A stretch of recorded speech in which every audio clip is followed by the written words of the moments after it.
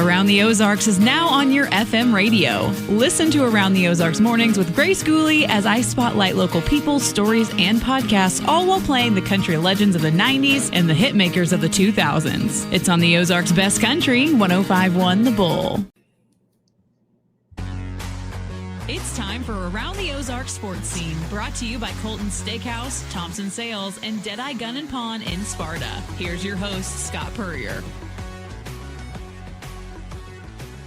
Welcome into another edition of Around the Ozarks Sports Scene. I am Scott Puryear. As always, a big thank you to you, our listeners, for tuning in as we talk sports in the Ozarks. And today we're going to talk some Missouri State baseball with one of their early season standouts. He's a junior third baseman, pitcher Curry Sutherland, the Logan-Rogersville product, off to a great start for the Bears. Curry, thanks for joining me this morning. Yeah, thanks for having me. I appreciate it. You betcha, yeah. And Bears, as we speak, just coming off a tough loss at Oklahoma State in a non-con game on Tuesday. And then, coming off the weekend sweep over Arkansas Little Rock. Bears now, in your eyes, off to a good start at 7-5?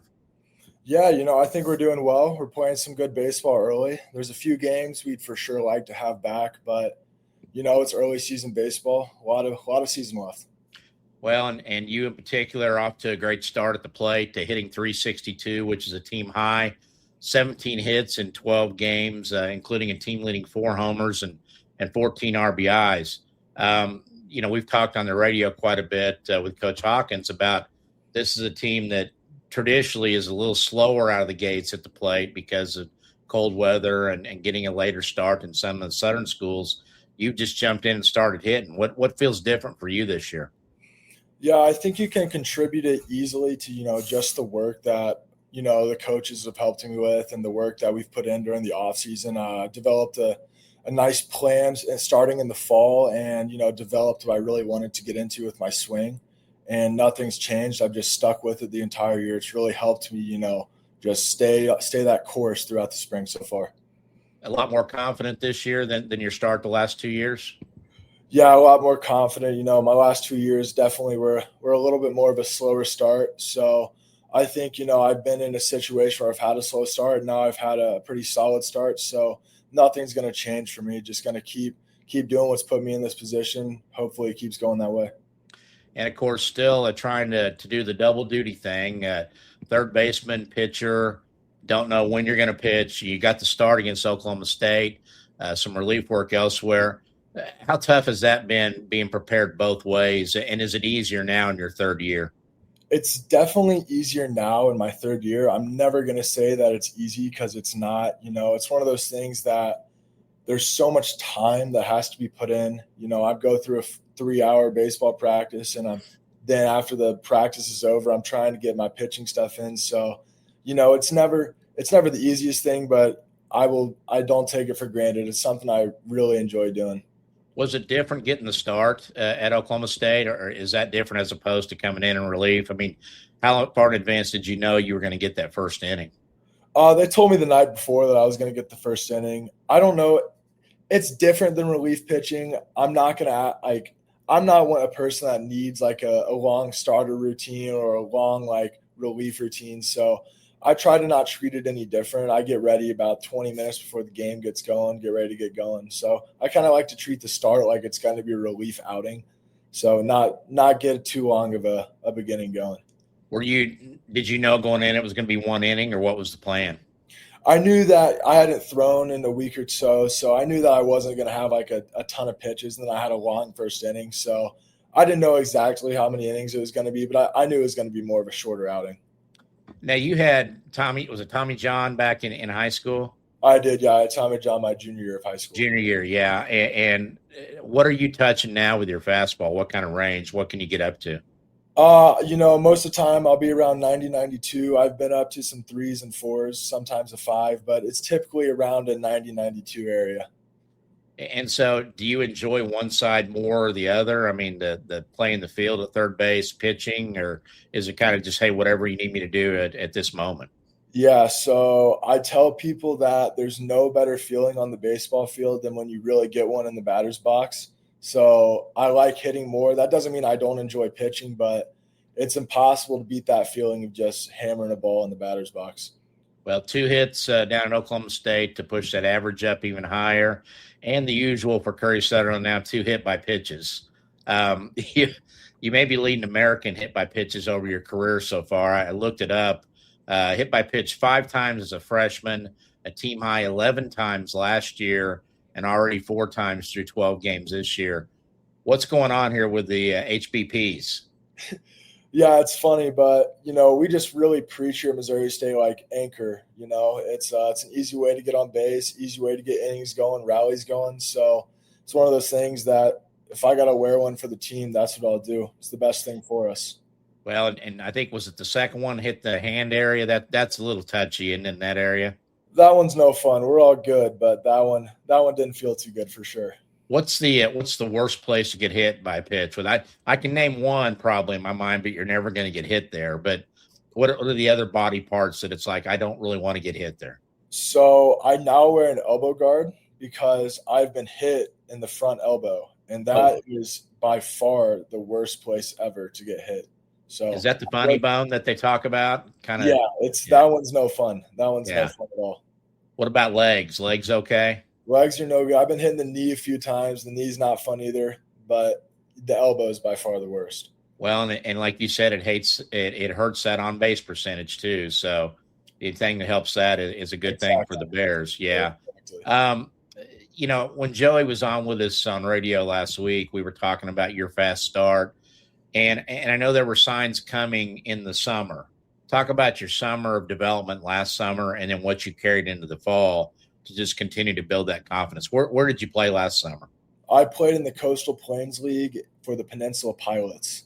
And so up there, I honestly got off to a really bad start up there. I think through my first 12 at-bats, I had no hits. I'd struck out like 5 or 6 times. And so I fell in love with videoing my swing from the side angle during every BP round I took.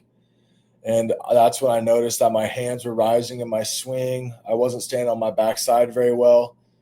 So I continued to film my swing, really locked in on where my hands were going. I came up with a few drills that, helped me stay on my backside well. And I still do those same drills before every game, before every day I pitch. I still film myself as much as I can. So it's one of those things that repetition just really helps, really keeps it going, and just going to continue doing it. Is it something now you wish you'd have maybe broke out your first 2 years, the film study like that? I think that it's one of those things that you can't – I wish I would have done it, but it's one of those things that I'm glad I found it when I did because it's really helped me. What's life like in the summer ball league? Because I know you're away from home, away from family. Have you done 3 summers of that or now, I believe? I've done 2.5. I went up for a year after my freshman year, before my sophomore year. I played for 2 weeks and then came back home. So really just 2. Is that a good prep for what minor league baseball life would be like, you feel like? It's got to be close. It's a grind. You're playing every single day, maybe one day off every 2 weeks, on a bus for 6 hours every day sometimes. It's a grind, man. Look, this summer I was blessed to have a amazing host family. They are awesome. It made the summer so easy. So you stay in touch with those people, all your host families? I do stay in touch with them. My one from my freshman year, before my freshman year, actually texted me the other day. So I stay in touch with them a little bit for the most part. It's fun. It's a good experience. Of course, the cool part about that is with streaming and everything else, now they can actually watch you and see you play, and 20 years ago that wouldn't have been possible. So that's got to be a fun part about it too. It's fun. Coach Hawkins also we were talking about your numbers and the power and everything else, but he was as much or more impressed with the new leadership level you're showing and being a great teammate, as he put it. What has changed in you now being a junior? Is that something that just develops over time as you get older and more confident around even younger guys than you? I think for sure. Yeah. I mean, your first couple years of college, my first year, I was still trying to get my feet wet. It's a huge difference from high school baseball. It's a lot. I think just now that I've been around it this is my 3rd year, I'm just more comfortable out there on the field.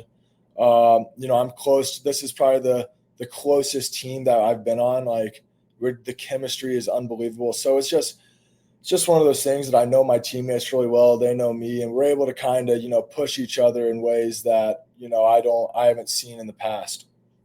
For those high school kids out there that, you played a very high level of summer baseball over the years, in addition to, Rogersville High School. What is the biggest adjustment? I mean, something maybe you didn't even account for because you had seen guys that threw that hard during the summers and things like that. But what was the biggest transition for you from high school senior to college freshman at Division I baseball? Yeah, I think just the thing you don't realize is that every single player that goes to play Division I baseball was the best player on the team that they were on, right? So it's kind of one of those things that you're just surrounded by a bunch of people that have the confidence that you have in yourself. And, the pitchers are unbelievable. The hitters are unbelievable. It's just kind of one of those things that, everybody around you pushes you to another level, and you just got to rise to the occasion. About the leadership and feeling comfortable being a team leader now and being a good teammate. Were there older guys your first year or two that you really looked up to and kind of watched how they did it to help you maybe be prepared for what you're doing now? Yeah, 100%. So at my freshman year, my road roommate was actually Reed Metz, who graduated from Rogersville and was a senior there when I was a freshman. So my freshman year, he was a guy that I leaned on a lot. We talked a lot. He helped me out a lot. My freshman year was fantastic. And then last year, I was really close with a bunch of the infielders. My fellow third baseman, Dylan Robertson, we talked a lot. Nick Rodriguez and Tyler Epstein. Those are guys that, I was able to just watch how they worked, how they went about their days, and really just tried to implement it into myself. Like, those guys did unbelievable jobs while they're at Missouri State. You came in at a unique time. You got to play 1 year for Coach Keith Gutton, the farewell tour, so to speak, a guy who signed you, a guy you committed to as a sophomore in high school at Rogersville. And then the last 2 years for Joey Hawkins, who was his associate head coach, your hitting coach. Talk about the difference between the two, and what was that freshman year like with Coach Gutton, and what did you take away from just one season playing with him? Yeah, I mean, you could definitely tell early on that Coach Gutton, he'd been around it a while. He saw things that, other people didn't see. So that first year with Coach Gutton was a lot of fun. I'm super grateful for the time that I was able to play under him. Being the farewell tour, that's really cool. But Coach Hawkins, he's been unbelievable for my development. He's probably, in my opinion, the best hitting coach in the country. Really has helped me out. He just sees things and swings that you maybe don't see yourself, and he really helps you with all the feels you need in the box. And do you feel like those first 2 years, because of your reputation and everything else, that were you probably pressing a little bit too at the plate early on? I think that, it's one of those things that I've really worked on with the mental side of baseball. The mental side of baseball is really difficult. So, we have a mental skills guy named Franco that, I've talked to a lot, and it's kind of just like the idea is to stay neutral, which is something that I really struggled with. You can't ride the highs too high or the lows too low. So I think definitely pressing was something that was happening. Just when you're not doing the greatest, you really just want to get out of it, help the team. And it wasn't going well for me. And this year, just really trying to stay neutral. This past summer, really trying to stay neutral. It's something that's really helped me out quite a bit. We talked about the difference when you go from high school to the college level. When you guys go out and, I mean, you'll play a Conference USA schedule this year for the first time, Missouri Valley the last 2 years. But, you've got a Memphis coming in this week. You had Arkansas Little Rock last week. When you go out on like a midweek game, like to an Oklahoma State or an Ole Miss for a series like you guys did, do you notice anything different about those teams? And what about for you guys? Is that an extra boost getting you guys pumped up to play those teams? So this team, our entire focus is going 1-0 every day. We're treating every opponent the same way. It doesn't matter who we're playing. We believe that we're going to win. We believe that we're going to go 1-0. So it's kind of one of those things that we're not really looking at who the opponent is, if that makes sense. Our entire goal, the entire week, the entire day is we're not looking at weekends as a whole. We're looking at Friday as its own day, Saturday as its own day, Sunday as its own day, Tuesday as its own day, and so on. Just waking up every day, trying to go 1-0 that day and worry about the next day when it comes. Well, I have a feeling if there's a bench clearing brawl, usually those teams are a little physically bigger. I think there'll be a bunch of guys get behind you at 6'5", 225 there. Curry, you got this. Go take care of that, and stuff.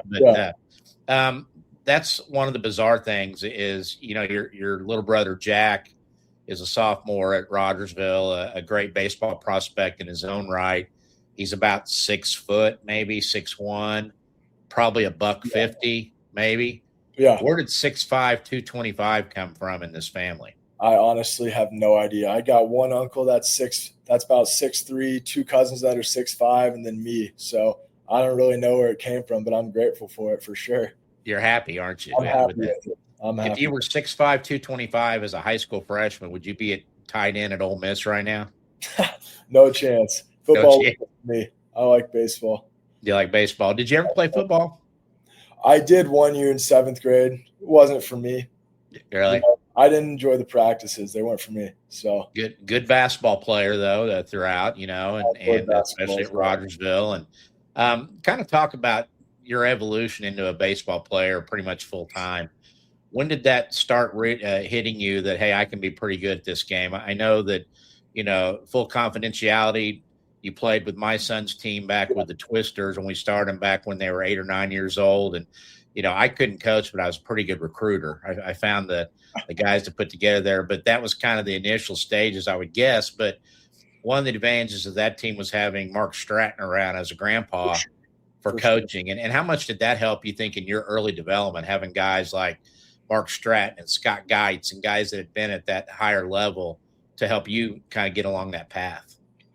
Unbelievable. I just think that, playing on that team at such a young age, we did things the right way. And we, just tried to play good baseball, correct baseball at a young age. And I don't know how many teams are doing that from when we started at 7 and 8 years old. So I just think that, learning how to play baseball the right way at such a young age is something that really helped me growing up. What was that age that it kind of clicked on for you that, hey, I can do this at a high level? Yeah, so I think probably middle school age. That's really when I started falling in love with baseball. Just like, hey, like I really enjoy doing this. Like I'm doing pretty well. And then you got to start lifting weights. You got to figure out if you like lifting weights or not. So I think it was probably middle school age that I decided that, hey, like that's what I want to do. I want to try and play Division I baseball. Committed to Coach Gutton and the Bears as a sophomore in high school. Why then? Why so early? Growing up around Springfield, the Bears were a good team.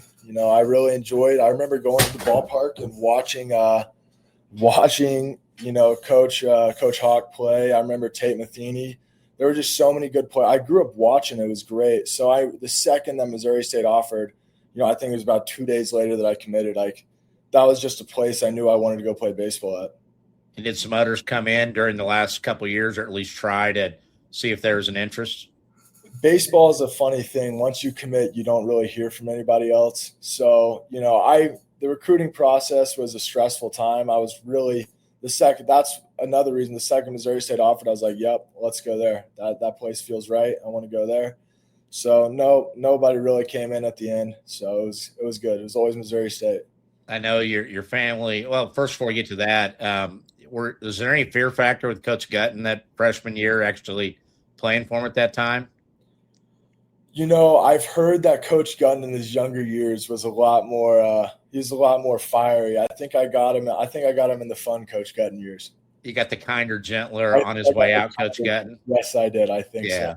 Well, and your family, the Sutherland family, a long history of Ole Miss graduates and yes, people that have gone to school there. Your mom is a Mississippi native growing up.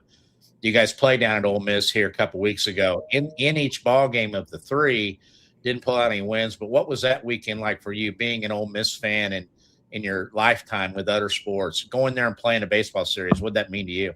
Yeah, that was really cool. Obviously, my grandparents went to Ole Miss. My entire family went to Ole Miss, aunts and uncles on both sides. So that was fun for me. It would have been unbelievable to get out of there with a couple wins. We were in it down there, but didn't go our way. But, I got to have a bunch of family that still lives in Mississippi come to see me, a lot of family friends. So it was a fun weekend for sure. That put any more pressure on you to hit one or two out? I don't think so. It was more just trying to win baseball games.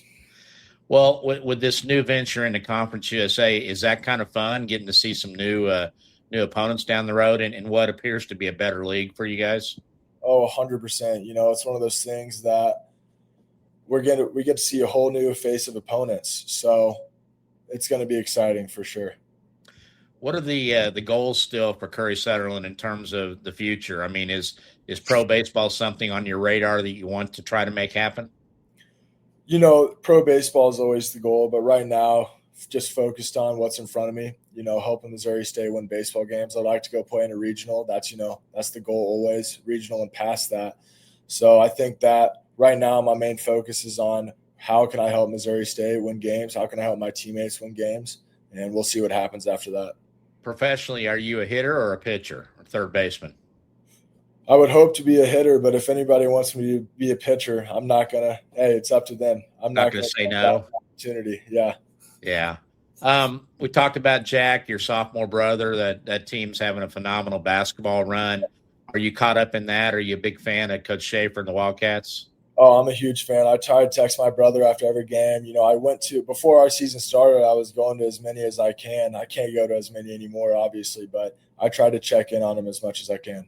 How good are they compared to the Curry Sutherland Rogersville basketball teams? I don't even think it's close. That team they have is unbelievable. Who would you rather guard, Chase Branham or Jack Sutherland? I'll take Jack Sutherland. You think you could bang him around a little bit, maybe, or I'd throw around a little bit for sure. Could you get in his head at all? Way too easily. Way too easily. Yeah. Talk about him as a prospect. I know just a sophomore, a different build. I think he's a left-handed hitter, isn't he? And very fast. Nobody's ever confused Curry Sutherland with fast, have they? They have not, no. What are Jack's strengths? Yeah, so Jack, a video of him came out dunking a basketball at just about 6 feet tall the other day. That kid is a freak athlete. He's fast. He can really swing it from the left side, good middle infielder. I think he's going to be a problem for some high schoolers for years to come. He's an unbelievable athlete. Good shortstop prospect. Good shortstop for sure. Any chance you might try to sway him to stay home like you did? I'm going to do my best. That's for sure. Yeah. Well, and wish you the best with that. I know you've made the athletic director's honor roll every semester you've been there. Academically, what are you going into, and what's the plan after baseball? Yeah, so right now I'm doing communications major. I think that, I just really enjoy being around the game of baseball. I think right now that I'm going to try and go into some form of coaching, whether that would be college coaching, high school coaching, or professional coaching. I'm not 100% sure yet, but I think I want to stay around the game as best as I can. We're seeing some Curry bombs this year more frequently. What's been your longest home run of your career, and what was your first one collegiately? Do you remember it? My first one collegiately was my first conference start at Bradley my freshman year. I'll never forget that one. That was a fun one. I had a bomb there. And then my farthest one, I honestly couldn't even tell you. I have no idea. Do you remember your first one ever at any age, any level, and where it was? Oh, my first one ever. I remember my first one in high school. My first one in high school was up in Kansas City against Belton. That was my first one in high school. I don't remember my first one ever. How fast did you go around the bases? I think I sprinted around the bases. I probably looked like a ding-dong running around. It was ridiculous. Well, goals for you and the Bears this year? Yeah, I think the goals are simple. We're trying to win a regular season conference title. We're going to try and win a tournament championship title, and then we're going to try and make a regional and pass that. And I think we have a good chance to do it for sure. Big key, I would think, was keeping Caden Bogenpole around for another year. I know he probably got tempted by the transfer portal and NIL, and probably a lot of schools sniffing around there. How big key was that in your mind? And then has that been anything that's even interested you, or are you just a Bear and it doesn't matter? I'm a Bear. I haven't really thought about it. So I enjoy being at Missouri State. And, Caden Bogenpool himself, we're super close. I don't really think that's something that ever crossed his mind really either. I think that he knew where he wanted to be. He's a great teammate. He's a great leader as well, and obviously an amazing baseball player. So I think that, kudos to him, because I definitely think there was a lot of people that were pressuring him, but he knew where he wanted to be for sure. Well, I got a kick out of watching the game. I can't remember which one it was, but the announcers were talking about putting Bogey on intentionally so you didn't have to pitch to him. And you're batting right behind him now. Do you take that personally as a challenge? Say, okay, let's go if they do that? It's kind of one of those things that you can take it personally, but you also don't want to take it too personally, get your heart rate up. So I just look past it, do what I'm supposed to do. If they're going to put another guy on for me, hopefully do some damage and get him in. There you go. Well, Curry, best of luck to you. We enjoy watching you play and always have, and wish nothing but the best for you and the Bears going forward. Yes, thank you for having me. I appreciate it. You betcha. Curry Sutherland, the junior third baseman pitcher for the Missouri State Baseball Bears, great kid, great player. I've watched him grow up and really become just a star over there at Missouri State, and great to see him having the quick start that he is this year. Great family, and a big thanks to Curry for his time as well. Also, big thank you to our sponsors. Thompson Sales is located at 1555 East Independence in South Springfield. They've been in business since 1919. Thompson Sales is your home for the greatest selection of Cadillac, Buick, and GMC cars and trucks, new and used, and a great service department at Thompson's to take care of your vehicles from start to finish until you're ready to trade it back in at Thompson's and go get treated like family once again and get a new vehicle. The Thompson boys have been dealing since 1919. I've bought most every car I've had from them since the early 1980s because they do treat you like family. So we certainly appreciate Thompson Sales and their sponsorship. And a big thanks just down the street to Colton Steakhouse of Springfield. They're located at 2020 East Independence. So you go buy a new vehicle, go to Colton's and celebrate with a great steak or the barbecue. I think the best burger in town is the Montana burger at Colton's. You got the hot rolls, the fresh peanuts. It's all good stuff at Colton Steakhouse. Go see the owner, Thomas Orr, and his staff and tell them hi and enjoy a great meal. And finally, Deadeye Gun in Sparta. You can check out their store at 7483 Main Street in Sparta, right there on the main drag. And can't miss it. Go in and see Jonathan and his team there at Deadeye Gun, or visit DeadeyeGunSupply.com to check out their selection of rifles, pistols, ammunition, all the things you're looking for your next shoot or hunting expedition. They've got it there at Deadeye Gun in Sparta. That's going to do it for this week's edition. Again, thanks to Curry Sutherland for his time. We will see you next week on Around the Ozarks Sports Scene.